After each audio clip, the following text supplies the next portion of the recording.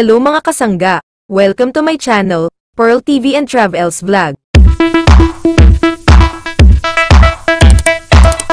Mga kasangga, nakapunta na ba kayo dito sa pinakabagong pasyalan sa Maynila? Ito yung Mala Europe feels na tulay ng Jones Bridge, ang pinagandang ilog Pasig Esplanade. Marami na ang namamasyal dito guys, kaya punta ka na rin dito. Masisilayan mo dito ang pinakamagandang view ng sunset. Narito at silayan sa videong ito ang bago at napakagandang pasyalan na ito sa Maynila.